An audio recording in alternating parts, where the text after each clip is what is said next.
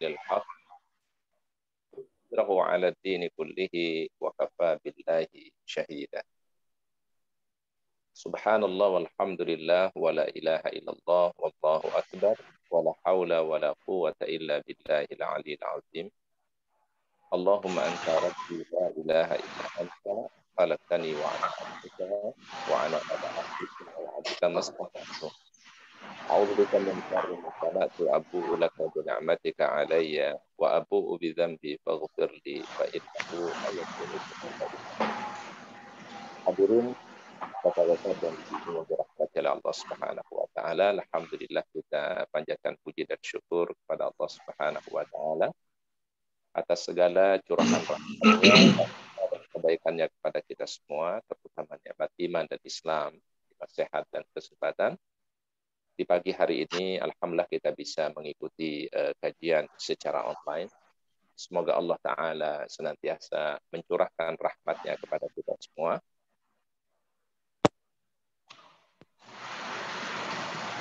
Allah senantiasa mencurahkan rahmat kita semua ya di pagi hari ini seperti doa Rasulullah SAW. Allahumma barik ummati fi bukuriha, ya Allah berikanlah keberkahan bagi umatku di setiap pagi hari mereka. Muhammad, suara Ustaz terdengar jelas? Saya mendengarnya jelas, Ustaz. Nah, baik.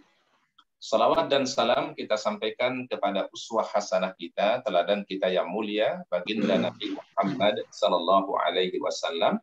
Mudah-mudahan salawat salam kita untuk beliau kelak pada yaumul akhir kita mendapatkan syafaat dari Rasulullah Muhammad sallallahu alaihi wasallam.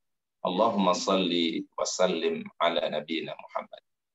Hadirin rahimakumullah, pada kesempatan pagi hari ini kita akan membahas mengenai satu tema, yaitu meneguhkan iman di zaman fitnah.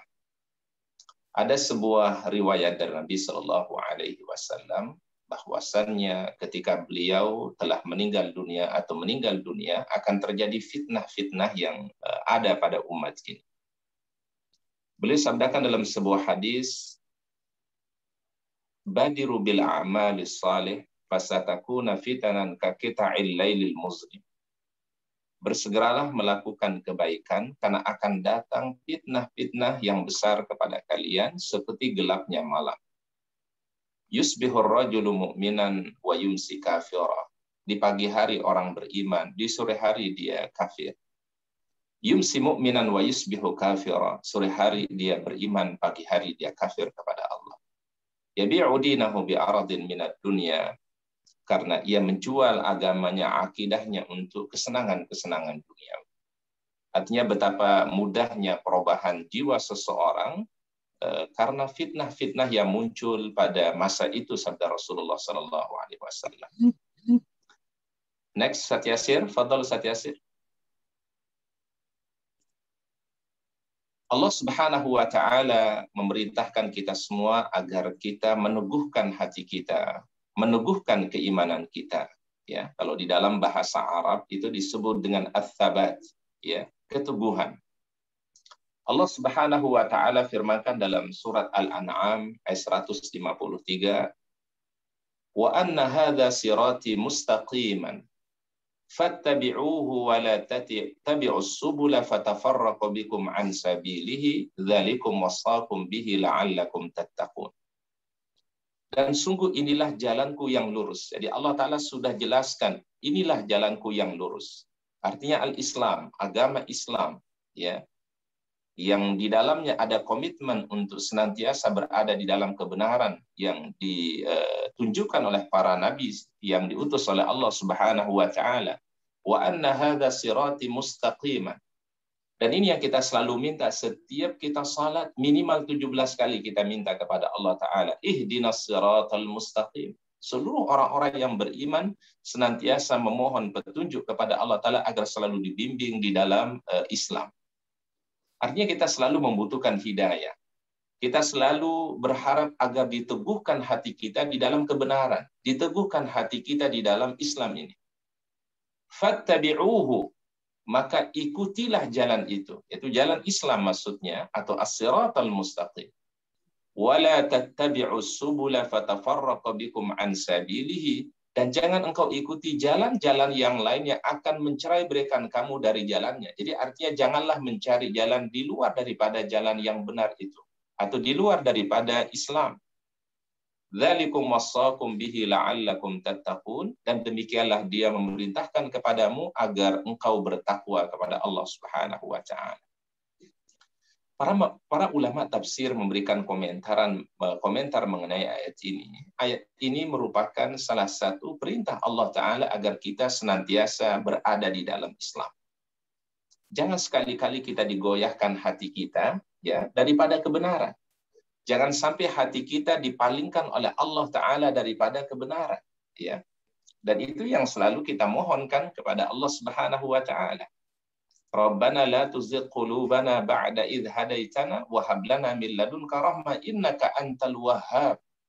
Ya Allah, janganlah engkau palingkan hati kami setelah engkau berikan hidayah. Jadi setelah kita diberikan hidayah iman, diberikan hidayah Islam, diberikan hidayah kebenaran, jangan sampai dipalingkan hati kita dari kebenaran. Rabbana la tuzigh qulubana ba'da idh hadaitana wa hab lana min ladunka rahmah.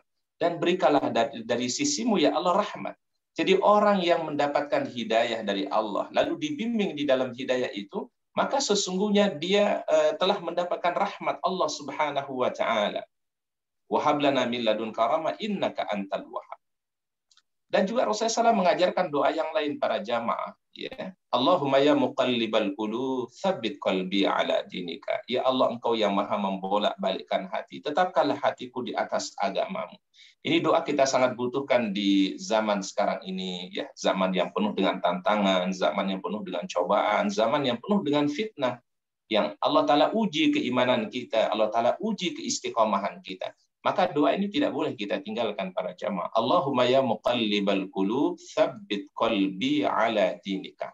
Ya Allah, engkau yang maha membolak-balikkan hati, tetapkanlah hatiku di atas agamamu. Dan para ulama mengatakan, baiknya doa ini dibaca waktu kita bersujud. Jadi di saat kita sedang bersujud, perbanyaklah doa ini, memohon kepada Allah agar diberikan keteguhan hati, keimanan oleh Allah Ta'ala. Allahumma ya muqallibal qulub, tsabbit qalbi ala dinika. Next, Ustaz Yasir.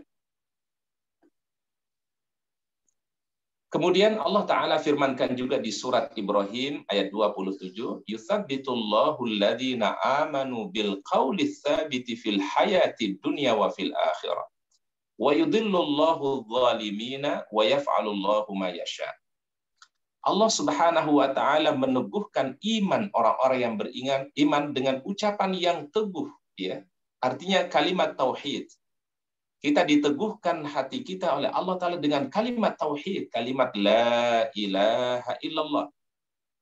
Kalimat ini dengannya kita hidup, dan dengan kalimat ini mudah-mudahan kita kembali kepada Allah Subhanahu wa Ta'ala.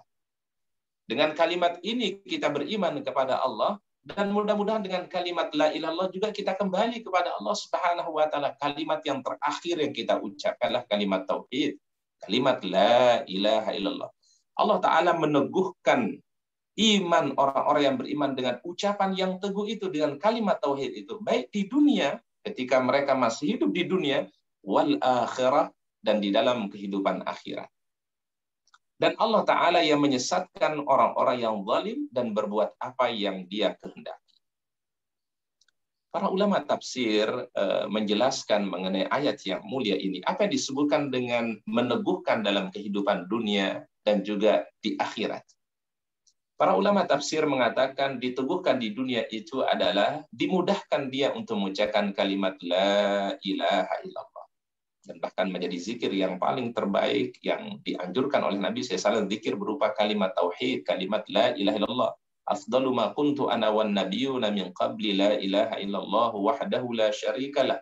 Lahul mulku wa lahul hamdu wa huwa ala kulli syai'in qadir. Sebaik-baik ucapan yang aku telah ucapkan, kata Rasul, dan juga para nabi yang lainnya telah mengucapkannya, la ilaha illallah wahdahu la syarikalah, lahul mulku wa lahul hamdu wa huwa ala kulli syai'in qadir. Ini kita perbanyak ucapan ini.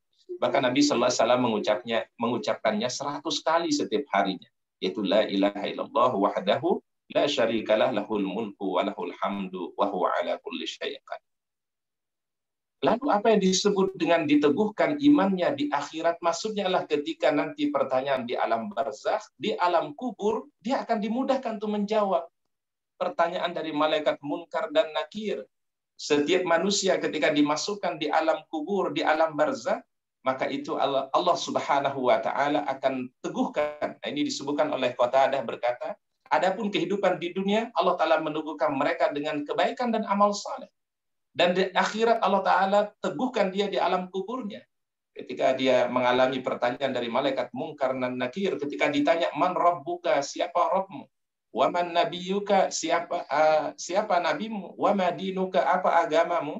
Maka orang diteguhkan imannya oleh Allah, maka dimudahkan untuk menjawab Allah Ta'ala sebagai Rabbku, Islam sebagai agamaku, dan Nabi Muhammad sebagai Rasulku. Dimudahkan bagi orang beriman.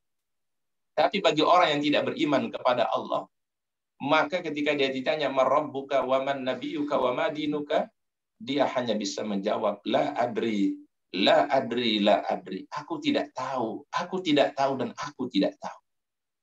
Jadi orang-orang beriman itu diteguhkan hatinya di dunia, ketika dia hidup di dunia, dan Allah Ta'ala teguhkan hatinya ketika ia berada di alam kubur atau di alam barzakh.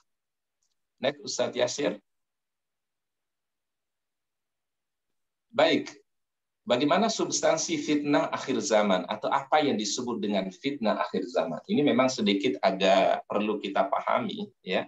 Apa yang disebut dengan fitnah?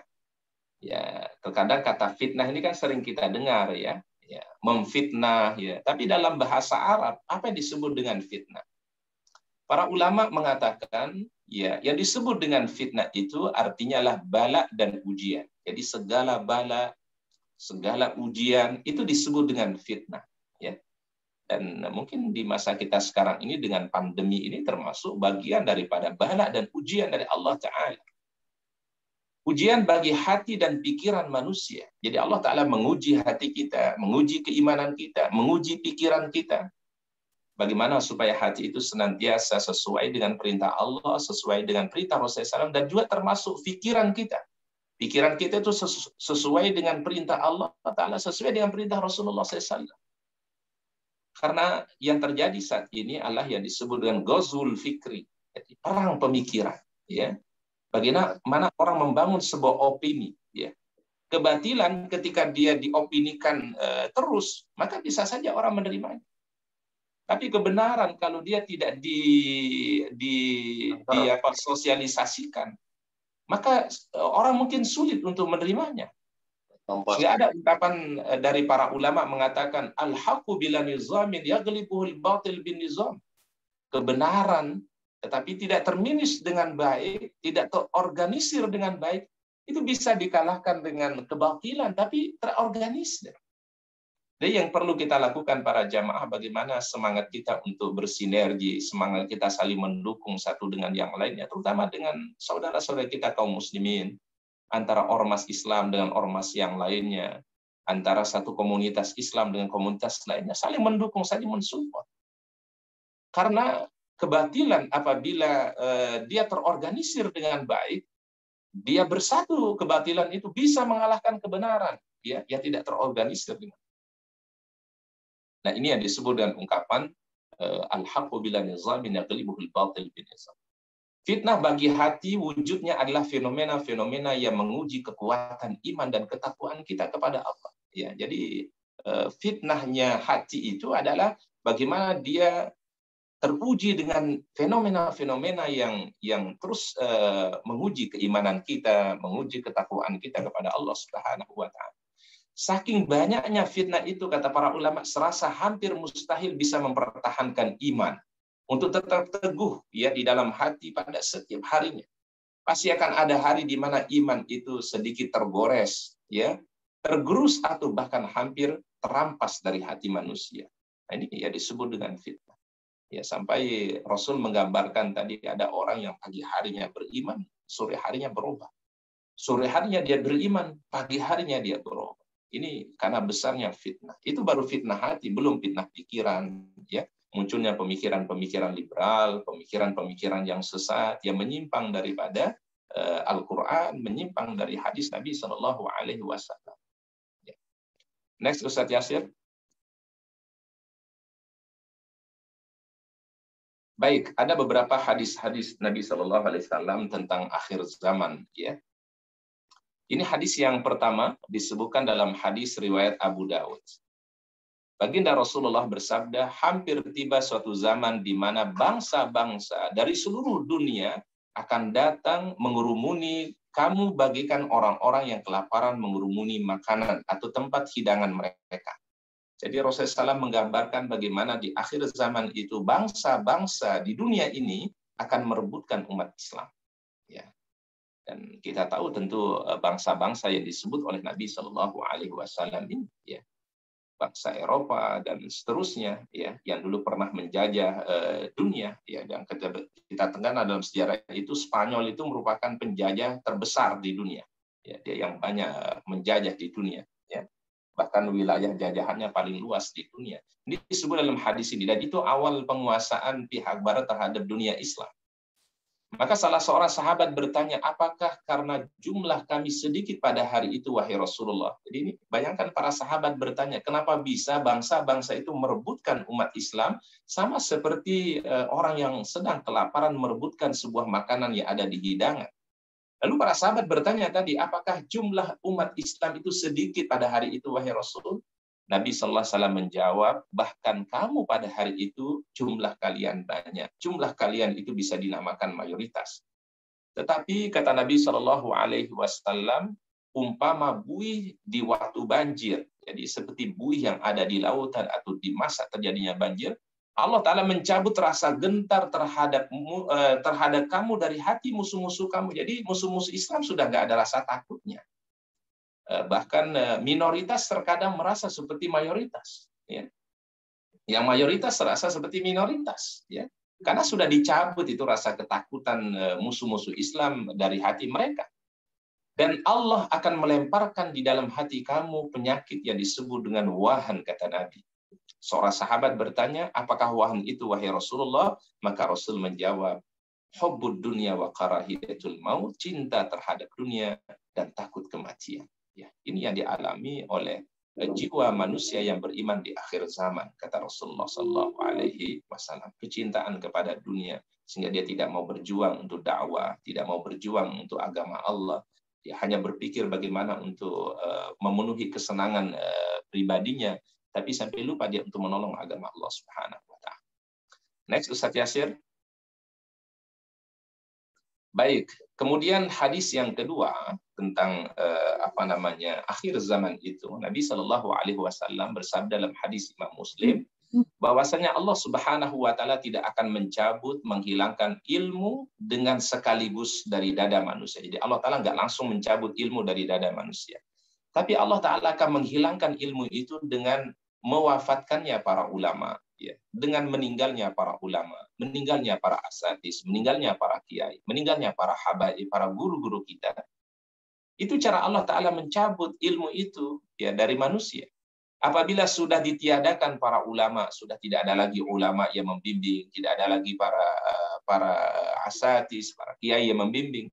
Orang yang banyak akan memilih orang-orang yang jahil sebagai pemimpinnya. Ya, kan terjadilah pemimpin yang jahil, pemimpin yang tidak paham tentang kepemimpinan, tidak dekat dengan agama Allah Ta'ala, dan tidak rasa takut kepada Allah Ta'ala. Apabila pemimpin jahil itu ditanya, mereka akan berfatwa atau memberikan sebuah informasi tanpa ilmu. Ya, mereka sesat dan juga menyesatkan orang lain.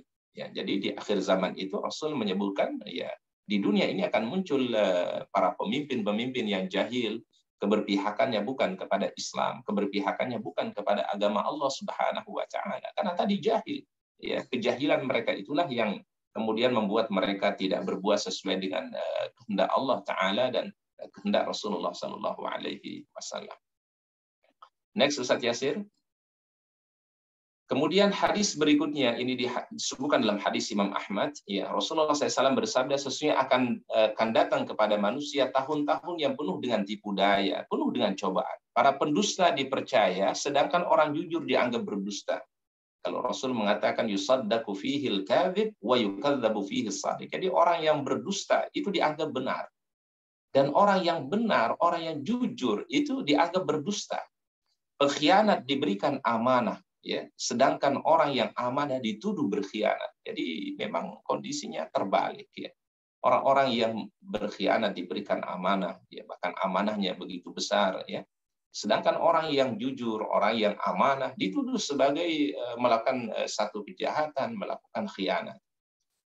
Maka pada saat itu para Ruwaibidah ya mulai angkat bicara.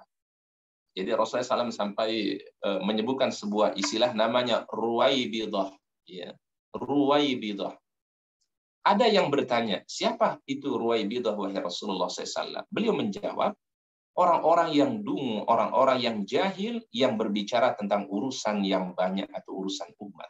Jadi orang yang tidak punya kapasitas keilmuan, tetapi berbicara tentang urusan keumatan, urusan yang besar, skala besar, padahal tidak memiliki kemampuan.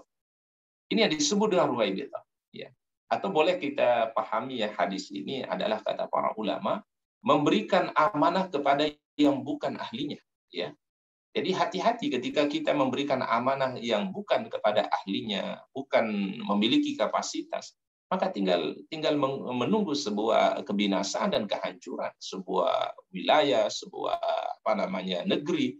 Kalau dia itu diberikan amanah sedangkan dia jahil, tidak paham tentang leadership, tidak paham tentang kepemimpinan, tidak paham tentang kepedulian terhadap agama Allah Ta'ala, maka tinggal nunggu sebuah kehancuran dan kebinasaan sabda Nabi Shallallahu Alaihi Wasallam. Jadi rupanya di akhir zaman itu akan muncul banyak Ruwaibidah, ya, orang-orang yang diberikan amanah tetapi dia tidak memiliki kapasitas.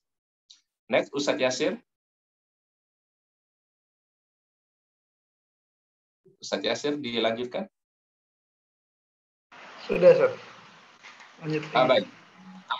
Rasulullah SAW bersabda,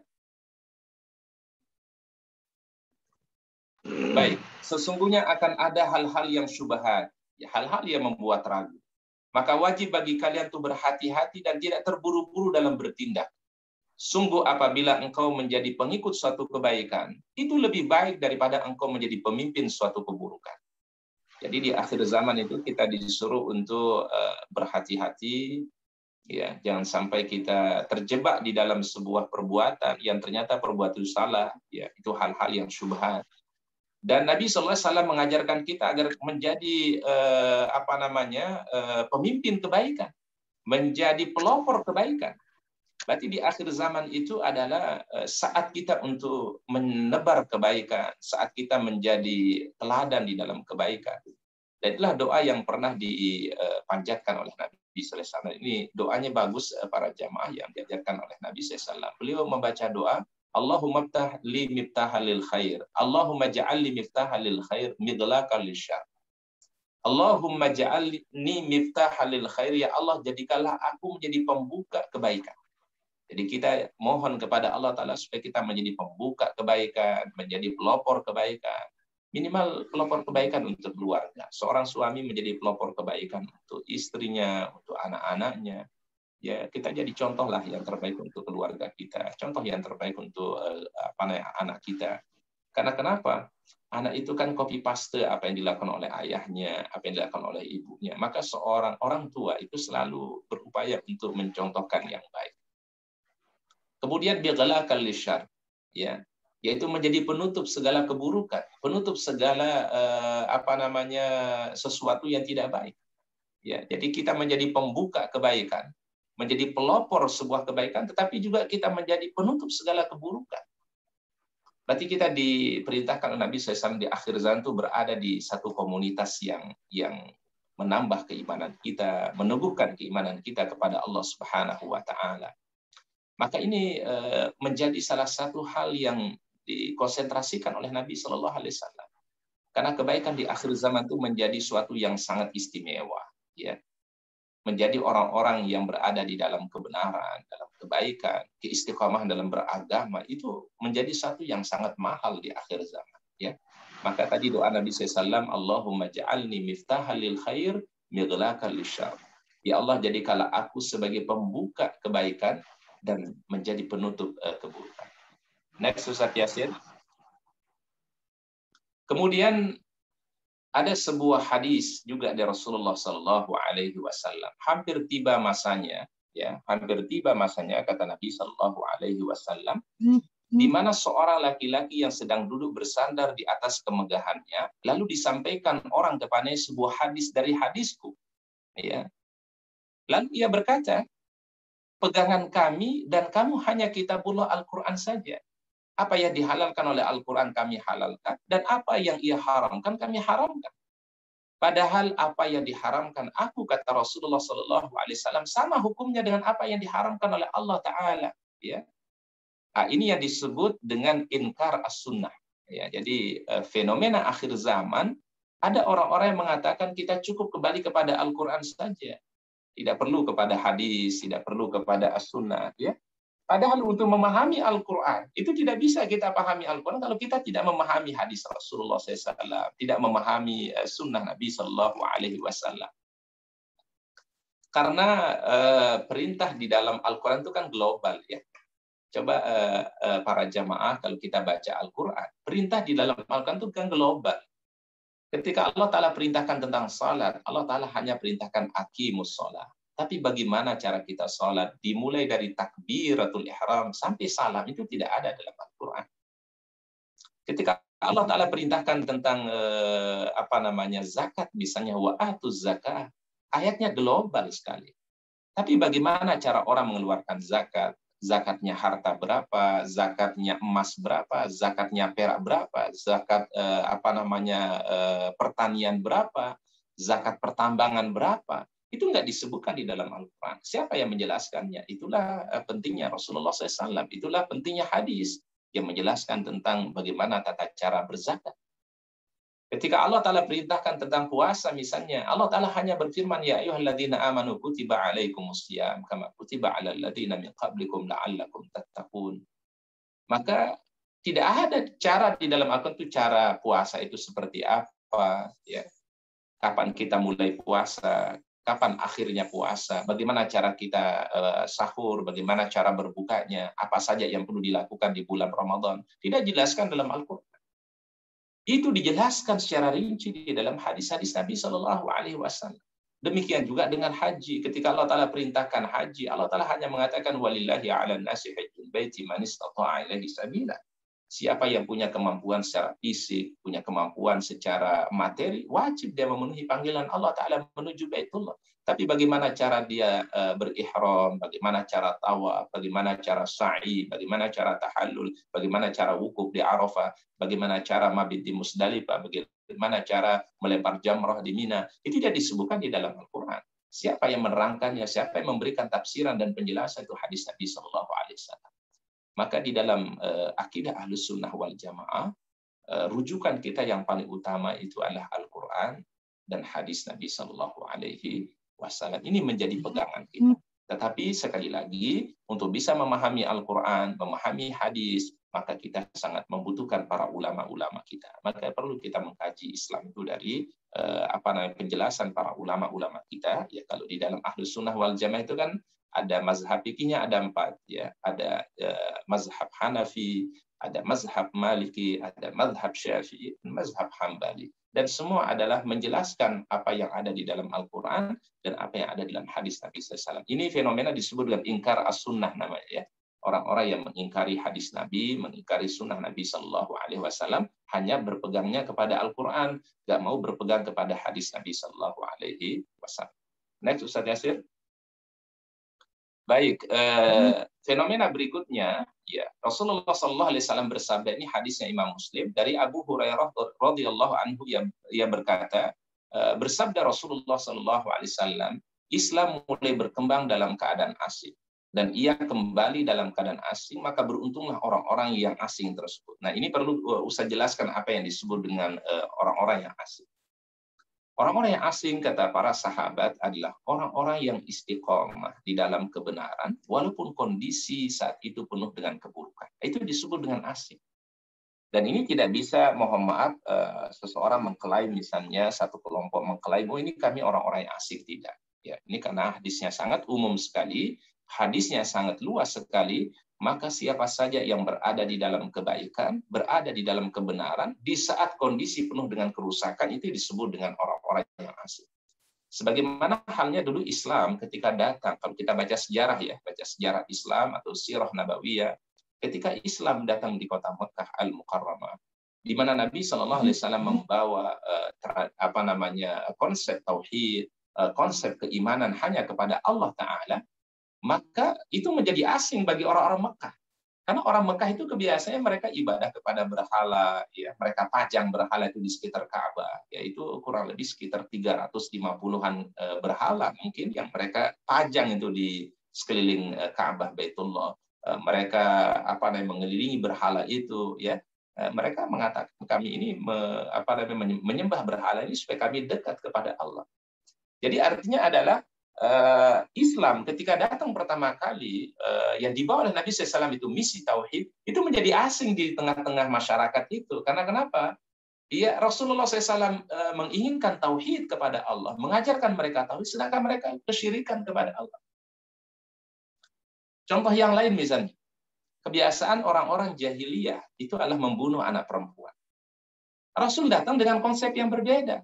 Rasul datang membawa sebuah kabar gembira, kabar baik bagi anak perempuan. Bahkan Rasulullah SAW mengatakan apabila orang tua diberikan anak perempuan, lalu dia muliakan, dia sayangi, dia besarkan, kemudian bisa menjadi anak yang solehah, maka anak perempuan itu bisa menjadikan orang tuanya selamat. Diangkat derajatnya ya namanya perempuan, ya, di saat mereka membunuh anak perempuan. Tapi Islam kemudian hadir merubah tradisi itu. Kemudian kebiasaan jahiliyah misalnya mereka kalau ada orang meninggal dunia mereka ratapi, ya, mereka menyalah-nyalahkan takdir dan seterusnya. Islam datang dengan konsep yang lain. Konsepnya adalah melarang mereka jangan sampai meratap. Tapi kalau orang bersedih menangis itu boleh, ya tidak boleh meratap. Nah, artinya adalah konsep Islam datang dalam keadaan dalam keadaan asing, maka pada suatu saat kata Nabi SAW Islam itu akan menjadi asing. Bahkan di tengah-tengah kaum muslimin Islam menjadi asing. Ya. Ketika orang mau istiqomah dengan agamanya dipermasalahkan, orang mau istiqomah dengan prinsip yang dia miliki itu dianggap aneh, dianggap suatu yang menyimpang. Jadi orang-orang yang berada di dalam agama Islam atau istiqomah dengan agamanya akan mendapatkan tuduhan-tuduhan yang miring, tuduhan-tuduhan yang tidak baik. Akhirnya disebut dengan Islam itu hadir dalam keadaan asing dan dia kembali dalam keadaan asing, maka beruntunglah orang-orang asing. Ya, jadi artinya tetap memiliki komitmen dalam setiap situasi yang sedang kita jalankan. Ya, bahkan tadi para sahabat mengatakan orang yang asing itu adalah orang-orang yang istiqomah dalam kebenaran, istiqomah dalam kebaikan, walaupun kondisinya sudah rusak, walaupun sistemnya sudah rusak, tapi berupaya untuk berada di dalam kebenaran, berada di dalam ketaatan. Next, Ustaz Yasir. Baik, kemudian berikutnya, fenomena akhir zaman berikutnya disebutkan oleh Nabi SAW dalam hadis Imam Bukhari dan Imam Muslim. Tidaklah akan terjadi kiamat atau peristiwa kiamat itu sehingga kaum muslimin itu akan memerangi orang-orang Yahudi, ya, akan memerangi orang-orang Yahudi. Sampai kemudian ketika mereka, ya, apabila kaum Yahudi itu bersembunyi di balik batu dan pohon, ya, lalu batu dan pohon kayu itu berkata, "Hai orang-orang Islam, ini orang Yahudi ada di belakang saya. Kemarilah, bunuhlah mereka, perangilah mereka, kecuali pohon gorkot, sejenis pohon yang berduri," kata Nabi SAW, karena sebenarnya pohon ini adalah dari pohon Yahudi, atau oleh sebab itu ia dilindunginya. Jadi hadis ini yang disebut dengan hadis gorkot namanya, ini hadis sangat populer di kalangan Yahudi saat ini. Ya. Di Yahudi kontemporer itu hadis ini sangat populer. Bahkan mereka sudah mengkajinya karena mereka berkeyakinan ketika Nabi Muhammad bersabda tidak mungkin salah. Ketika baginda Muhammad SAW itu mengucapkan satu ucapan pasti tidak akan meleset daripada kebenaran. Artinya mereka yakin ini hadis. Sehingga di tahun 2014 kalau tidak salah itu Menteri Lingkungan Hidup Israel itu sudah mulai meminta kepada warganya untuk menanam pohon. Namanya pohon gorkot. Dan ini pohon yang sangat dipahami betul oleh orang-orang Yahudi, ya. Karena disampaikan oleh Nabi Shallallahu Alaihi Wasallam, hanya pohon ini yang tidak bicara di akhir zaman. Di saat pohon-pohon yang lain, di saat batu-batu yang lain itu berbicara dan mengatakan kepada kaum muslimin, di belakangku bersembunyi orang-orang Yahudi, perangilah mereka, kejarlah mereka, illal gharqad, kata Nabi SAW, kecuali pohon gharqad. Dan ini yang memang menjadi kesadarannya para rabi-rabi Yahudi. Ya. Mungkin kita masih ingat para jamaah, ada seorang pejuang di Palestina namanya Syekh Ahmad Yasin. Syekh Ahmad Yasin ini dulu pimpinan Hamas yang terkenal, beliau Masya Allah luar biasa, ya. Perjuangannya untuk Palestina, perjuangannya untuk Masjidil Aqsa. Sampai beberapa kali beliau percobaan pembunuhan, tapi alhamdulillah selamat terus. Pada satu ketika terjadi satu dialog, ya, antara rabi-rabi Yahudi dengan beliau ini. Dan para rabi Yahudi itu mengatakan, mereka sadari bahwasannya kami, ya, orang-orang Yahudi atau Bani Israel ini atau Israel ini pasti akan mengalami kekalahan, pasti akan mengalami kehancuran di tangan kaum muslimin. Ya, mereka sadari itu. Ya, artinya adalah mereka tahu betul hadis Nabi Shallallahu Alaihi Wasallam. Nah, inilah pentingnya kita menggali Al-Quran, menggali hadis-hadis Nabi Shallallahu Alaihi Wasallam supaya kita pahami apa yang terjadi pada saat sekarang ini memang sesuatu yang sudah diinformasikan dan dikabarkan oleh Rasulullah SAW. Ini kan salah satu nubuah Nabi SAW. Beliau menginformasikan satu informasi yang valid, yang benar, yang tidak mungkin salah. Ya, sehingga orang beriman semakin yakin gitu, yakin terhadap hadis Nabi, yakin terhadap informasi dari Rasulullah SAW. Sehingga kemenangan bagi orang Islam itu adalah suatu kemutlakan. Ya, tapi kapan waktunya? Kita membutuhkan sebuah perjuangan, ya, dan Allah Ta'ala pasti akan memberikan kemenangan bagi umat Islam. Maka yang perlu kita lakukan adalah tidak lain bermujahadah, bersungguh-sungguh untuk terus istiqamah di dalam agama Allah Ta'ala. Kita membela agama Allah Ta'ala dengan segala kemampuan yang kita miliki, dengan harta kita, dengan waktu kita, pikiran kita, ya. Dan ini membutuhkan amal jamaah, ya, bersinergi. Jadi tidak bisa kita sendiri para jamaah, ya. Ini membutuhkan amal bersama, amal jama'i, ya, setiap kaum muslim. Baik, next Ustaz Yasir. Baik, dalam hadis Imam Tabrani, fenomena akhir zaman itu, kata Nabi SAW, tidak akan terjadi hari kiamat sehingga seorang anak menjadi sebab kemarahan bagi ayah dan ibunya. Hujan akan menjadi panas, ya, hujan akan berkurang dan cuaca akan menjadi panas, kata Nabi. Akan bertambah banyak orang yang tercela dan akan berkurang orang yang baik. Anak-anak menjadi berani melawan para orang tua mereka, serta orang yang jahat berani melawan orang-orang yang baik. Masya Allah. Ini luar biasa hadisnya dari Nabi Shallallahu Alaihi Wasallam, di mana fenomena akhir zaman itu, kata beliau, akan bermunculan anak-anak yang durhaka. Bahkan kalau kita baca berita, ya, semalam Ustaz baca berita itu, ada seorang anak kalau nggak salah di daerah Cengkareng, ya, itu membunuh orang tua. Ya, seorang anak membunuh orang tua.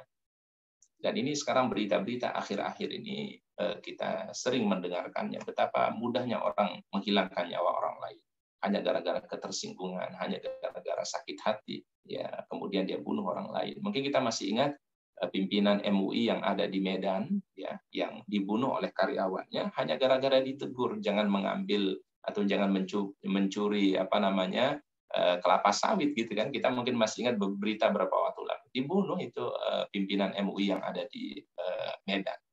Jadi zaman sekarang ini orang itu tidak berpikir panjang untuk bagaimana dia menyelamatkan jiwa orang, ya, tapi justru sangat mudah menghilangkan nyawa orang.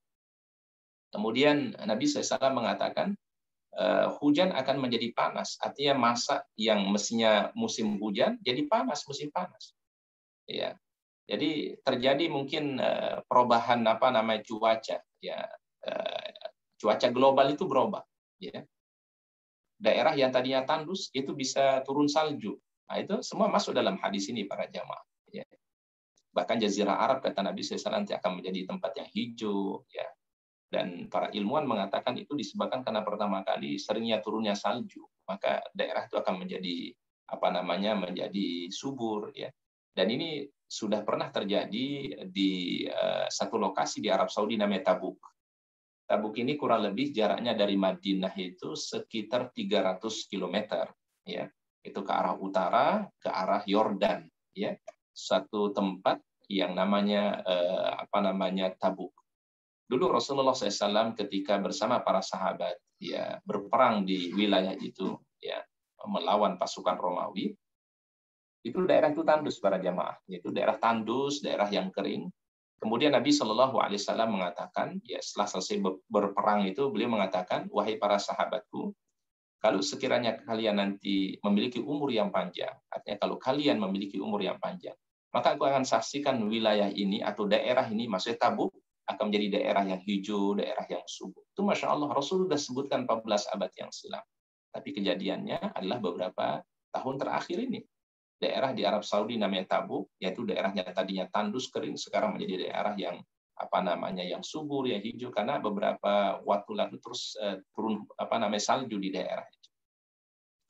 Baik, silakan Pak Sadasir dilanjutkan. Next. Fenomena berikutnya dalam hadis Imam Muslim, ya. Kemudian Jibril bertanya kepada Rasulullah Shallallahu Alaihi Wasallam, ya, maka kabarkanlah kepadaku tentang hari kiamat. Ini kan hadis Jibril, ya. Ketika Rasul sedang duduk bersama para sahabat, lalu Jibril datang kepada beliau, lalu bertanya tentang Islam, lalu bertanya tentang iman, bertanya tentang ihsan. Kemudian Jibril bertanya tentang hari kiamat. Lalu Nabi SAW menjawab, orang yang ditanya tidak lebih tahu daripada yang bertanya. Artinya Rasul nggak tahu tentang informasi hari kiamat, atau tidak tahu tentang kapan terjadinya hari kiamat. Ya. Allah Ta'ala hanya mengabarkan kepada beliau kiamat itu terjadi pada hari Jumat. Tetapi kapan waktunya? Wallahu a'lam. Kalau begitu, coba kabarkan kepadaku tanda-tandanya, wahai Muhammad, wahai Rasulullah. Nabi SAW menjawab, hamba sahaya akan melahirkan tuannya. Apa maksudnya? Ada anak yang durhaka kepada orang tuanya. Ada anak yang berani melawan orang tuanya. Ada anak yang sampai membunuh orang tuanya. Ini maksudnya hamba sahaya akan melahirkan tuannya. Dan engkau melihat orang-orang yang berjalan tanpa sendal atau alas kaki, bertelanjang, lagi miskin, hanya pengembala kambing, kata Nabi, berlomba-lomba mendirikan bangunan yang tinggi. Ini hadis Imam Muslim. Nah, fenomena ini kan terjadi di wilayah Timur Tengah, di wilayah Jazirah Arab, dan memang diperkuat di hadis yang lain dikatakan, siapakah Rasulullah SAW yang mereka membangun bangunan yang tinggi, berlomba-lomba membangun bangunan yang tinggi? Humul Arab, kata Nabi. Mereka lah bangsa Arab. Kita lihat negara-negara Arab, terutama negara-negara Teluk, ya, mereka berlomba-lomba bersaing untuk membuat satu ikon tertinggi, bangunan yang tertinggi. Ya, Dubai itu punya namanya Burjul Khalifah. Arab Saudi punya namanya Burj Zamzam. Bahkan sekarang dibangun di Jeddah itu juga akan dibangun satu gedung tinggi yang nanti akan menyaingi daripada Dubai. Kemudian juga Raja Muhammad bin Salman atau yang sering disebut MBS itu sekarang membuat satu pulau, ya, mereklamasi satu pulau yang dia akan buat pulau ini paling termegah di dunia. Ya, di situ pusat perbelanjaan, di situ perhotelan, kemudian di situ nanti juga menjadi kawasan orang tinggal, dan itu kawasan yang paling termegah nanti di dunia. Itu sudah dirancang, ya, perkiraannya sampai mungkin 2030 itu rancangan. Jadi itu sudah disebutkan bagaimana ambisi-ambisi pemimpin-pemimpin bangsa Arab itu untuk membangun bangunan. Ini sudah disampaikan oleh baginda Rasulullah Sallallahu Alaihi Wasallam. Baik, next Ustaz Yasir. Baik, akan datang pada manusia suatu zaman saat itu orang yang berpegang teguh sabar di antara mereka kepada agamanya laksana orang yang memegang bara api. Jadi orang itu benar-benar teruji sehingga membutuhkan keteguhan, keimanan, diistiqomahkan dalam agama. Karena orang yang beragama pada masa itu seperti memegang bara api. Begitu beratnya, begitu susahnya orang-orang yang berada dalam kebenaran. Ya. Silakan Ustaz Yasir dilanjutkan. Baik. Nah, bagaimana cara kita memperkuat keimanan kita di zaman yang penuh dengan fitnah? Ya, dengan kita memperhatikan di fenomena-fenomena disebutkan oleh Rasulullah SAW. Para ulama menyebutkan ada beberapa poin, ini mungkin poin yang terakhir, ya, beberapa poin yang untuk memperkuat keimanan kita. Pertama adalah berdoa kepada Allah agar kita selalu diberikan kekuatan. Menghindari fitnah akhir zaman. Ya, ini fitnah ini luar biasa. Ya, fitnah keimanan kita, kemudian fitnah terhadap pikiran kita, ini luar biasa, meracuni pikiran kita luar biasa. Itu yang kita harus berdoa kepada agar dijaga keimanan kita, dijaga pemikiran kita, dan selalu sesuai dengan kehendak Allah Ta'ala dan Rasul. Perkuat iman dan belajar ilmu agama dan di majelis-majelis ilmu, berkumpul dengan teman-teman yang baik, berada dalam komunitas kebaikan.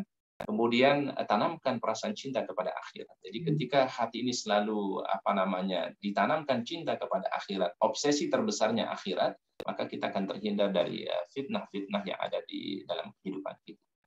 Next, Ustaz Yasir. Kemudian yang keempat, memperbanyak zikir kepada Allah Subhanahu wa Ta'ala. Ya, ada zikir-zikir yang memang memperkuat keimanan kita, memperkuat keyakinan kita kepada Allah. Di antara adalah memperbanyak zikir kalimat tauhid, ya, sehingga ada satu karya para ulama pernah kami baca, ada disebut dengan zikir-zikir akhir zaman. Salah satu zikir akhir zaman itu adalah memperbanyak ya kalimat tauhid, menguatkan keimanan kita. Jadidu imanakum ya bi kalimati la ilaha illallah. Perbaharui imanmu dengan ucapan la ilaha illallah. Artinya perbanyak zikir dengan kalimat la ilaha illallah. Bahkan Rasulullah SAW setiap beliau selesai salat, beliau tidak lupa membaca zikir la ilaha illallah. Seperti yang disebutkan dalam riwayat Ibnu Abbas. Kemudian membaca atau menghafal 10 ayat pertama atau 10 ayat terakhir dari surah Al-Kahfi. Nah, ini boleh dibaca di luar hari Jumat, ya. Membaca, menghafal 10 ayat pertama atau 10 ayat yang terakhir dari surah Al-Kahfi. Yang keenam, berpegang kepada Al-Quran dan hadis. Ya, tadi konsepnya adalah ini rujukan kita yang paling utama, Al-Quran dan hadis Rasulullah SAW. Nanti kalau kita lebih perluas lagi, ada ijma, ada qiyas ya, yang dikembangkan oleh para ulama. Tapi prinsipnya adalah kita berpegang kepada Al-Quran dan hadis Nabi SAW. Kemudian yang ketujuh, peduli terhadap urusan kaum muslimin. Jadi orang Islam itu harus peduli terhadap realita kaum muslimin yang dihadapi, saudara-saudara kita di luar negeri kita, ya. Itu menjadi perhatian kita semua, ya. Ya, salah satunya mungkin kepedulian kita kepada Palestina, ya. Di situ saudara kita berjuang untuk mempertahankan Al-Aqsa, ya. Kemudian yang ke-8, menguatkan ukhuwah Islamiyah dan hindari perpecahan. Ini yang paling terpenting sesungguhnya. Ya, semua itu akan bisa berjalan apabila ini yang kita perkuat, yaitu ukhuwah Islamiyah kita. Kemudian kita hindari ya perpecahan, ya, karena kata Rasulullah SAW, sesungguhnya orang-orang beriman itu seperti satu anggota tubuh. Kalau satu yang tersakiti, maka yang lainnya bisa merasakannya. Bahkan tadi para sahabat mengatakan kebenaran apabila tidak terorganisir dengan baik, tidak termanage dengan baik, itu bisa dikalahkan dengan kebatilan, tetapi mereka bersatu, mereka termanage dengan baik, terorganisir dengan baik, itu bisa mengalahkan daripada kebenaran. Oleh karenanya ini harus kita perkuat para jamaah. Yuk dari masjid kita perkuat ukhuwah Islamiyah kita, ya. Bagaimana kita mengedepankan ukhuwah kita, ukhuwah Islamiyah kita. Kalau ada perbedaan-perbedaan yang sifatnya furu'iyah, istihadiyah, itu adalah pilihan-pilihan yang diberikan keluasan dalam Islam, ya. Tapi yang paling utama adalah bagaimana kita kedepankan ukhuwah, kebersamaan, ya, di antara kaum muslimin. Wallahu a'lam bishawab. Pak Ustadz Yasir, mungkin itu tema yang bisa Ustadz sampaikan. Insyaallah tema ini, slide ini nanti Ustadz share ke pengurus, mudah-mudahan bisa dilanjutkan ke baik, tafadhal Ustadz Yasir. Syukran, Ustadz. Jadi kemarin kita lanjut ke sesi selanjutnya ya, Ustadz, tanya jawab. Dari Pak Toto Lukito. Baik. Mohon izin Ustadz, selesai ceramah, soft copy-nya bisa di-share untuk para jamaah kuliah Ahad pagi. Nah, baik, insyaallah. Tadi sudah mengizinkan ya. Ana share ke Ustadz Yasir, nanti bisa di-share ke jamaah. Mudah-mudahan bermanfaat. Insyaallah. Kemudian yang kedua dari Pak Joni. Baik. Pertanyaannya adalah, pada saat datang tanda-tanda akhir zaman tadi, apa yang bisa kita lakukan? Adakah jihad yang dianjurkan untuk melawan kemungkaran yang saat itu merajalela? Baik. Apa yang mesti kita lakukan ketika muncul fitnah itu, kata Rasulullah SAW? Tentu ada panduan. Ya, ada panduannya dari Rasulullah SAW. Yang pertama adalah man ra'a minkum munkaran falyughayyirhu biyadihi. Siapa saja yang melihat kemungkaran, maka robahlah dengan tangannya. Ya, tangan ini kata para ulama hadis adalah kekuasaan.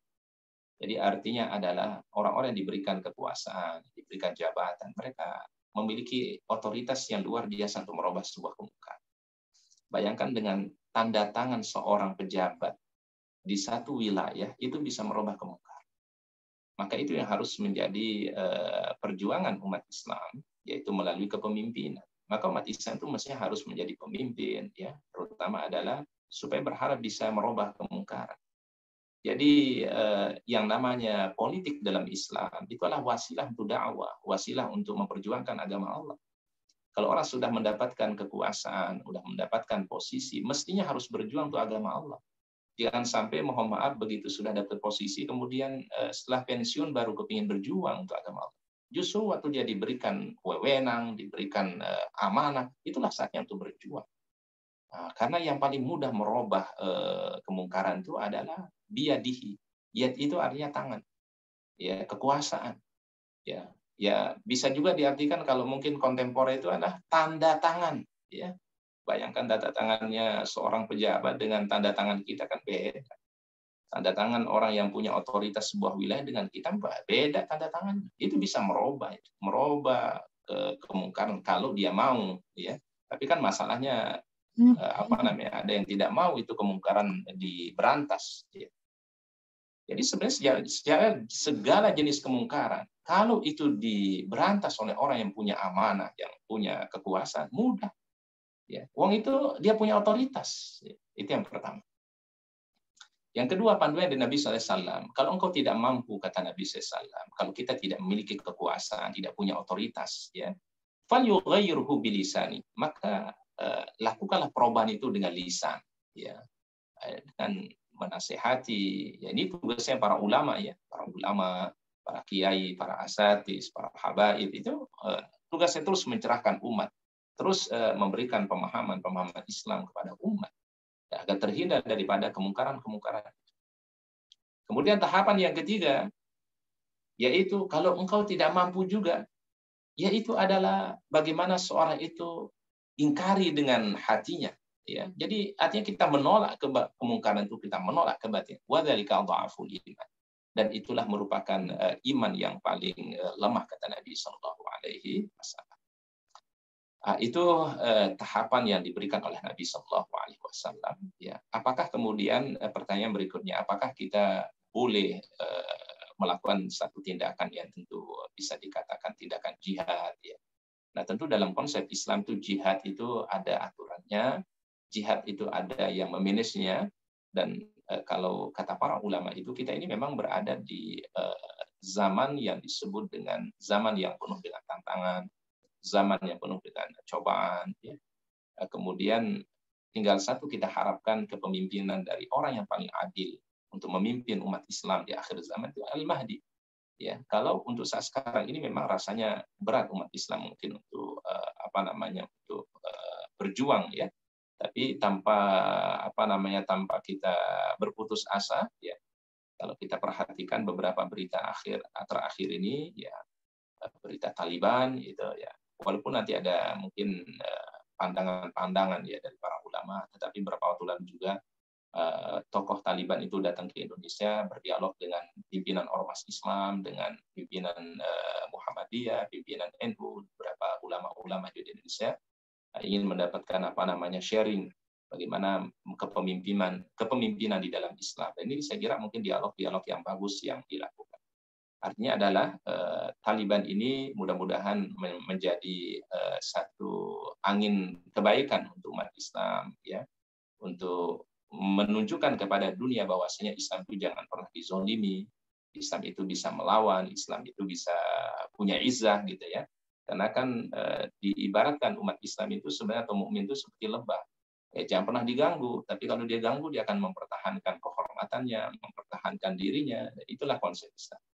Jadi jihad itu memang nanti di bahasan khusus tentang jihad itu ada aturan-aturannya yang dijelaskan oleh para ulama, supaya jihad itu tidak menimbulkan mudarat, jihad tidak menimbulkan mudarat yang lebih besar, ya. Tentu ada panduan-panduan yang disampaikan oleh para ulama. Wallahu a'lam bishawab. Baik. Lanjut dari Pak Kenny Tawarnate. Baik. Saya bacakan, ya, Ustaz. Bagaimana cara mencintai Allah dengan sungguh-sungguh, hanya mengharapkan keridhaan dan rahmat Allah agar masuk dalam surganya? Apakah beribadah hanya mengharap untuk dimudahkan urusan dunia, termasuk sifat munafik? Jazakallah khair. Ada sebuah hadis dari Rasulullah SAW, ini kita kaitkan dengan pertanyaan. Rasul bersabda, la yadkhulul jannata ahadukum bi'amali. Tidak masuk surga salah seorang di antara kalian semata-mata amal. Jadi amal kita ini sebenarnya tidak menjadi sebab satu-satunya untuk mendapatkan surganya Allah.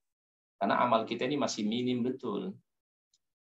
Amal ibadah kita untuk membalas nikmat Allah Ta'ala itu tidak bisa. Ya, kita dikasih nikmat setiap hari, dikasih oksigen setiap hari, kita kebaikan dikasih oleh Allah Ta'ala. Lalu dengan ibadah itu kita akan membalas nikmat Allah Ta'ala, nggak bisa. Maka Rasul mengatakan, la yadkhulul jannata ahadukum bi'amali. Tidak masuk surga salah seorang karena amalnya. Wala anta ya Rasul, termasuk Anda juga wahai baginda Rasul. Wala ana, termasuk aku juga. Aku masuk surga bukan karena amalku, tapi karena rahmat dan ridha Allah Subhanahu wa Ta'ala. Nah, maka bagaimana cara kita beramal atau menumbuhkan rasa cinta kepada Allah Ta'ala dalam beramal supaya kita mendapatkan itu aja. Maka ciri orang-orang yang beramal untuk meraih ridha Allah, beramal untuk mendapatkan cinta Allah Ta'ala, itu adalah selalu mengedepankan apa yang dicintai oleh Allah Ta'ala. Begitu azan dikumandangkan, dia segera memenuhi panggilan Allah. Dia segera membaca Al-Quran, dia segera berbuat kebaikan, dia segera beramal soleh. Selalu punya semangat untuk mengedepankan kebaikan. Taqdimu ma yuhibbuhullah, kata para ulama. Dia selalu mengedepankan apa yang dicintai oleh Allah Subhanahu wa Ta'ala. Itu ciri orang-orang yang mengejar kecintaan Allah dari Allah Ta'ala. Dan ketika kita ibadah para jamaah, maka syarat yang paling utama ikhlasun niyah. Kita ikhlaskan niat kita karena Allah. Ya, adapun nanti dengan ibadah itu kita meraih kemudahan-kemudahan duniawi, itu udah jadi efek sebenarnya. Ya, jadi jangan sampai tujuan utama kita dunia, tapi kemudian kita tidak mendapatkan sedikit pun kebaikan akhirat. Tapi ketika orang obsesinya akhirat, tujuannya ridha Allah, maka udah pasti dia akan mendapatkan kebaikan-kebaikan dunia yang Allah Ta'ala berikan. Nah, jadi ini harus kita rubah memang paradigmanya, itu bagaimana kita tujuannya adalah ilallah, tujuannya kepada Allah, tujuannya ridha Allah Ta'ala, tujuannya adalah cinta Allah Subhanahu wa Ta'ala, tujuannya kebahagiaan akhirat. Maka kalau itu tujuannya, obsesinya adalah akhirat, maka dunia pun juga akan diberikan oleh Allah Ta'ala. Tapi kalau tujuannya hanya semata duniawi, maka belum tentu mendapatkan kebaikan di akhirat. Wallahu a'lam bishawab. Ya, sepertinya ini pertanyaan terakhir, Ustaz, dari Pak Sultoni. Izin Ustaz, mohon dijelaskan secara singkat asal-usul Yahudi dan mengapa Islam harus menghancurkan Yahudi. Baik. Pada dasarnya adalah yang disebut dengan Bani Israel sebenarnya itulah keturunan dari Nabi Ibrahim alaihissalam, dari anak beliau yang bernama Ishak, dan Ishak melahirkan nama Yakub. Makanya Israel itu artinya adalah keturunan Yakub alaihissalam. Ya. Di masa Nabi Musa alaihissalam atau di masa para nabi itu, ya, mereka banyak diberikan nikmat oleh Allah Ta'ala, diberikan nabi yang paling terbanyak. Ya, makanya kan nabi yang paling terbanyak itu Bani Israel. Ya, itu paling terbanyak para nabi yang diutuskan. Bahkan mereka diberikan nikmat dari surga langsung oleh Ta'ala, yang namanya al-manna was-salwa, makanan yang paling terbaik yang Allah Ta'ala. Namun kemudian mereka selalu bertindak menentang Allah, ya, selalu bersikap sombong kepada Allah Ta'ala, bahkan mengatakan Allah Ta'ala itu fakir, kami ini orang-orang yang kaya. Itu sampai ada ucapan di Al-Quran, innallaha faqirun wa nahnu aghnia. Orang-orang Yahudi mengatakan kami ini orang-orang kaya, Allah Ta'ala itu fakir. Bahkan sampai menentang Allah Subhanahu wa Ta'ala, membunuh para nabi, membunuh para rasul itu. Ya. Nah, oleh karenanya tentu adalah kenapa mereka diperangi atau kenapa kita menentang mereka. Sebenarnya kita menentang mereka itu karena Allah Ta'ala yang memerintahkan. Karena Allah Ta'ala yang menunjukkan kepada kita. Coba kalau kita sholat para jamaah, kita di situ memohon kepada Allah, ihdinas siratal mustaqim, siratal ladzina an'amta 'alaihim, ghairil maghdubi 'alaihim waladhdallin. Amin. Ya Allah, tunjukkanlah kami jalan yang lurus, bukan jalan orang-orang yang dimurkai. Siapa mereka dimurkai? Kata Rasulullah SAW, al-Yahud, orang-orang Yahudi. Kemudian waladhdallin, dan juga bukan jalan orang dhalin, orang sesat, an-Nasara. Maka Islam itu adalah berada di tengah, bukan jalan orang Yahudi dan bukan jalan orang-orang Nasrani. Dan mereka memang dari semenjak masa Nabi SAW, mereka selalu membuat keonaran terhadap umat Islam. Dulu pernah mereka melecehkan seorang wanita di pasar, ya. kemudian sampai terjadi pertikaian antara umat Islam, ya. Kemudian mereka sampai ingin membunuh Nabi Shallallahu Alaihi Wasallam, percobaan pembunuhan kepada Nabi. Memang orang Yahudi ini punya karakter yang buruk, apalagi kepada para nabi, ya, apalagi kepada umat Nabi Shallallahu Alaihi Wasallam. Dan salah satu sebab mereka itu tidak mau beriman kepada Nabi Muhammad karena mereka berkeyakinan Nabi Muhammad itu bukan dari keturunan yang terbaik, bukan dari ras mereka atau keturunan Bani Israel, sehingga mereka nggak mau beriman.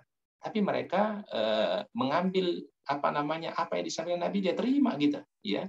Jadi kalau yang menyelamatkan mereka pakai itu apa yang disampaikan Nabi SAW. Itu liciknya lah mereka. Dan Yahudi ini, walaupun jumlah mereka persentasenya di dunia ini nggak banyak, ya, karena Yahudi itu kan tidak melakukan penyebaran agama, berbeda dengan Nasara. Nasara itu penyebaran agama. Makanya dulu datangnya bangsa Eropa ke negeri-negeri Islam dalam penjajahan itu, mereka menjajah itu bukan hanya sekedar mencari sumber daya alam. Ketika mereka datang ke Ternate, ketika mereka datang ke wilayah timur, itu bukan hanya mencari rempah-rempah. Dulu kan kalau kita baca sejarah itu mereka datang cari rempah-rempah, ya. Tapi ternyata POC itu di belakangnya adalah permainan daripada gerakan Yahudi di dunia. Ya, tokoh-tokohnya itu adalah orang-orang Yahudi di dunia itu. Jadi artinya itu bukan pure sekedar sekedar bisnis, tetapi di sini adalah muatan agama, ya. Maka kan ada jargon mereka kan. Ketika mereka menaklukkan sebuah negeri itu, di situ ada kepentingan mencari sumber daya alam, kemudian juga kepentingan agama. Nah, sehingga memang akan terus terjadi benturan antara Islam dengan Yahudi. Tapi kan Islam punya konsep tentunya, ya. Ada orang kafir namanya kafir harbi, ya, yang memerangi Islam. Ya, ini yang kita perangi, ini yang kita lawan. Tapi kalau ada kafir namanya zimmi, ya, kafir yang dia tidak berbuat onar terhadap Islam, maka wajib kita berbuat baik kepada dia. Kita punya tetangga bagus, baik, dia tidak pernah menistakan Islam, tidak pernah dia menghina Islam, kita wajib berbuat baik kepada dia. Jadi kita perlu memang memilih dan memilah, ya, mana yang kita harus berbuat baik kepadanya, mana yang harus diperangi. Dan kalau mungkin ini Ustaz tambahkan waktu sedikit, ya. Jadi sebenarnya kalau di Israel sana itu Yahudi itu terpecah menjadi dua. Ada Yahudi yang tidak masuk dalam gerakan politik, ya, tidak masuk dalam organisasi namanya Zionisme Yahudi atau Freemasonry. Ada Yahudi yang masuk di dalam gerakan politik, dalam gerakan menguasai dunia, yang disebut dengan gerakan Zionisme atau Freemasonry. Nah, orang Yahudi di sana sebenarnya banyak juga yang menentang mereka nih, orang-orang yang membunuh umat Islam, yang yang melakukan pembantian, banyak juga Yahudi yang tidak setuju. Berarti di antara mereka itu terbelah sebenarnya. Nah, cuma yang masuk di permukaan atau yang terlihat di permukaan itu adalah Yahudi Zionisme yang kerjaannya itu adalah membunuh umat Islam, membantai umat Islam, kemudian menguasai negara-negara Islam. Itu gerakan Yahudi Zionisme namanya. Nah, ini memang perlu satu sesi kali Ustaz Yasir, ya, untuk bicarakan tentang paham. Baik, wallahu a'lam bishawab. Mungkin itu yang bisa kita kaji pada kesempatan hari ini. Semoga tema ini bermanfaat, memberikan wawasan, keilmuan untuk kita semua, dan menjadi penyemangat dalam kita pergerakan dakwah kita, pergerakan dalam istiqomah dalam kebenaran, insyaallah. Mudah-mudahan Allah Ta'ala memberikan kita kebaikan. Baik, Pak Ustaz Yasir, fadhal. Ya, mungkin sebelum ditutup, Ustaz ada closing statement. Baik, jazakumullah khairan katsiran. Betul. Salah satu permohonan kita yang terbaik itu adalah memohon diteguhkan keimanan kita, keistiqomahan kita oleh Allah Ta'ala di masa yang penuh dengan tantangan, masa dipenuh dengan cobaan. Tadi Rasul mengatakan fitnah. Maka kita teguhkan keimanan kita dengan memperkuat hubungan kita dengan Allah Subhanahu wa Ta'ala, memperkuat ukhuwah Islamiyah kita. Kita tidak akan kuat kalau kita tidak menguatkan hubungan kita dengan Allah dan memperkuatkan hubungan kita dengan manusia. Hablum minallah wa hablum minan nas. Nah, ini yang kita perlu jaga. Kita selalu istiqomah dalam kebaikan, tapi juga kita kuatkan dengan memperkuat ukhuwah di antara kaum muslim. Wallahu a'lam bishawab. Ya, syukran Ustaz dan jamaah sekalian, mari kita akhiri kuliah subuh online ini dengan membaca Alhamdulillah dan doa kafaratul majlis. Alhamdulillahirabbil alamin. Subhanallahumma bihamdika Alhamdulillah ya asyhadu rabbil an la alamin. ilaha Subhanallah wa bihamdihi asyhadu an la ilaha illa anta astaghfiruka wa atubu ilaik. Terima kasih atas kehadiran Ustaz dan partisipasi jamaah semuanya. Iya, Ustaz. Jazakumullah khairan, barakallahu fiik. Mudah-mudahan jamaah semua sehat insyaallah. Ya, Amin. Ustaz.